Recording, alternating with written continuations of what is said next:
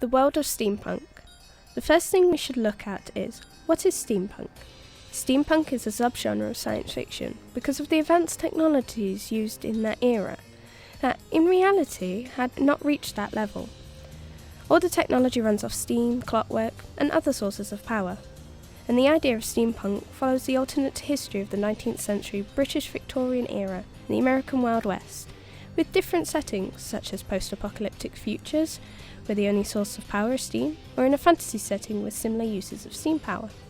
The word steampunk was born in the early 80s and was used by the novelist K.W. Jeter to describe his work and those of his fellow novelists who wrote in the same genre. Literature has been a large part of the creation of steampunk and the stories that revolve around it, and has benefited from a large range of influences, including works from Mary Shelley, Bram Stoker, Edgar Allan Poe, as well as novels from H.G. Wells and Jules Verne. But let's find out where it came from. With the world changing during the 19th century and new frontiers through colonization and innovation of the borders of human imagination were explored by authors who were excited at the changes that they saw happening around them. Science and technology was outrunning creative imagination for a while, but by the 1880s, that all had to change.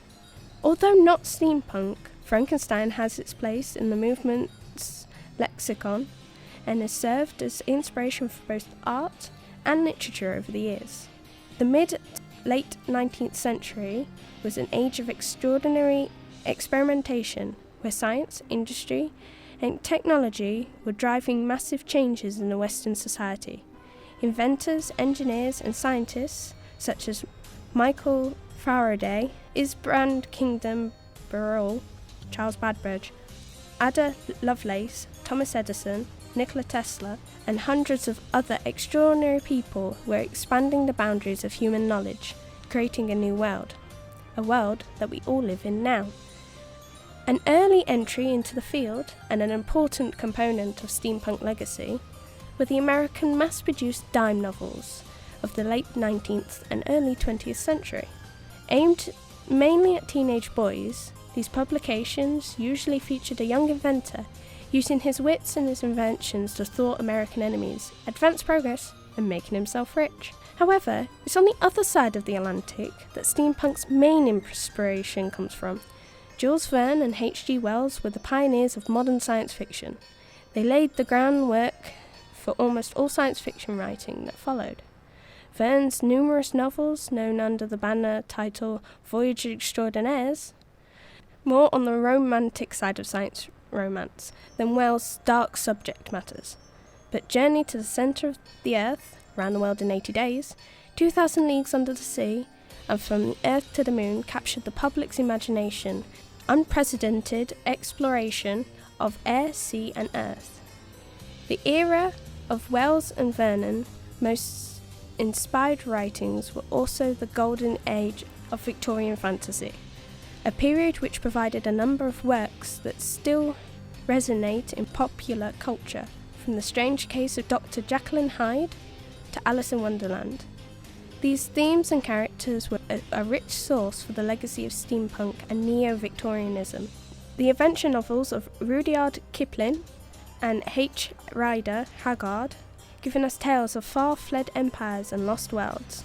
The prototypes were provided for the contemporary steampunk stories with their alternate version of the European imperialism. The age of fantasy and science romance ended in the bloody carnage of the First World War. It was over 40 years and another horrific world war before the Victorian aesthetics once again had a significant impact on popular culture and public consciousness.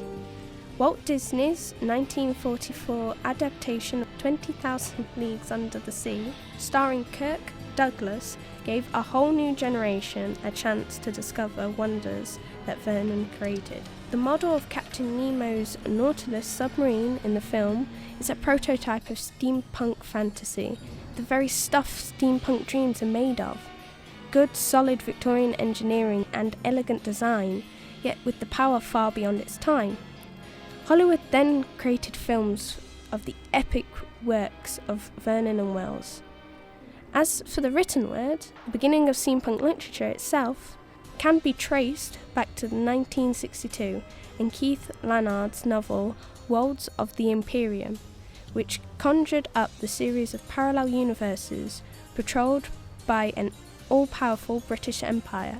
The idea of the past where Queen Victoria's empire grew more powerful rather than faded away. During the 50s and 60s, Edwardian and Victorian fashion of the upper classes came back around with the use of South and East London, completely subverting the posh boys' imperial nostalgia. The working class, teddy boys and girls, Teddy being shortened for Edward, made their style their own and challenged their perceived place in the British class-bound society. However, after the Manson murders and the breakup of the Beatles, the optimism of the 60s soon fell silent, and as the Vietnam War peaked and global economy tanked, the cultural mood switched to a period of pessimism. It was during this period that one of the most important literature precursors to the steampunk appeared. Michael Moorcock's A Nomad of the Time Streams trilogy began in 1971 novel Warlords of the Air. The trilogy reflected anti-colonial, anti-American and pro-socialist views that prevalent in Europe. But what made the trilogy also notable from the steampunk point of view was its pioneering use of steam-powered airships as weapons of war. Moorcock's Victorian-inspired novels were rebellious and anti-establishment in tone. The sci-fi films of the early 70s were nihilistic versions of apocalyptic futures where science had done precious little good, seemingly much harm.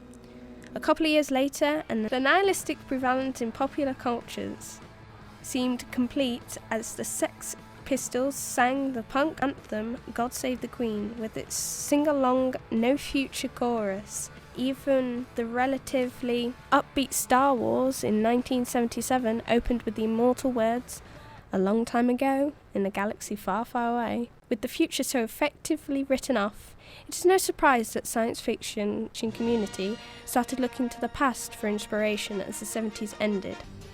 So the name was out there, but ironically, the novelists who really put steampunk on the map were William Gibson, Bruce Sterling, two authors who were most associated with the futuristic genre cyberpunk.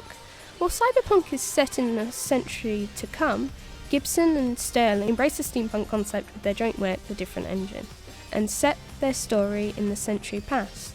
At around the same time, the role-playing game Space 1889 gaining popularity with gamers. Paul D. Filippo's The Steampunk Trilogy in 1995 was the first book to use the term in a title, and from then on, the number of short stories and novels published in that genre grew steadily. The growth of steampunk literature was accompanied by wider fascination with Victorian and Edwardian era, and this brought a new group.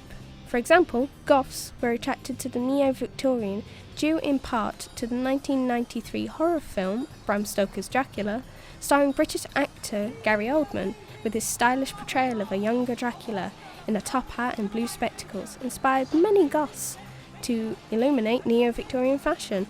This new flux pushed the fashion boundaries of the movement, allowing for more experimentation and cross-fraternising of style. Goth and steampunk has become so pronounced that the biannual Goth Festival in Whitby has now often a Goth and Steampunk Festival. At the turn of the century, everything was in place for steampunk to go viral, which it did. 1999 saw the release of the landmark film Wild Wild West, based on a TV show of the same name.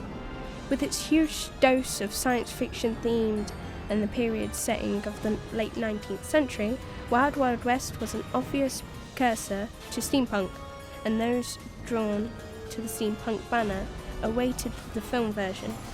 Hollywood continued to dabble in steampunk and Victorian themes with films like The Illusionist and Sherlock Holmes. Soon, comic books came into the scene, with League of Extraordinary Gentlemen, created by Alan Moore, who created the series Watchmen, and the artist Kevin O'Neill.